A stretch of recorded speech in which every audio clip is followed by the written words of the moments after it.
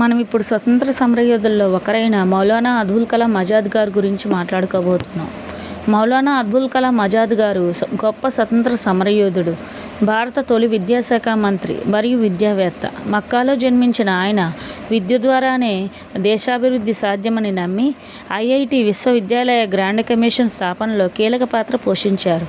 ఆయన పుట్టినరోజు నవంబర్ 11న జాతీయ విద్యా దినోత్సవం జరుపుకుంటారు.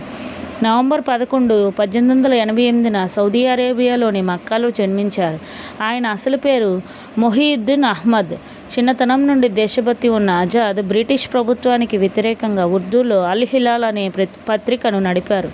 గాంధీజీ నాయకత్వంలోని ఉద్యమాల్లో పాల్గొని అనేకసార్లు జైలుకి వెళ్లారు.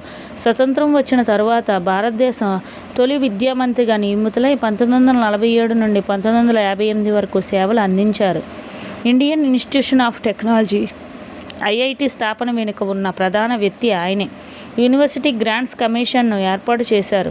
దేశంలో ఉన్నత సాంకేతిక శాస్త్రీయ విద్యను ప్రోత్సహించారు. ఆజాద్ అంటే స్వేచ్ఛాజీవి అని అర్థం. ఆయన ఇరుకైన భావాల నుండి విముక్తి పొంది గొప్ప ఆలోచనలతో దేశం కోసం పనిచేశారు. ఫిబ్రవరి 22, 1958న మరణించారు. ఆయన దేశానికి చేసిన సేవలకు గుర్తింపుగా మరణానంతరం అత్యున్నత పౌర పురస్కారమైన భారతరత్న లభించింది. ఆయన విద్యారంగానికి చేసిన సేవలకు గుర్తుగా నవంబర్ 11న ప్రతి సంవత్సరం జాతీయ విద్యా దినోత్సవం నేషనల్ ఎడ్యుకేషన్ డే జరుపుకుంటారు.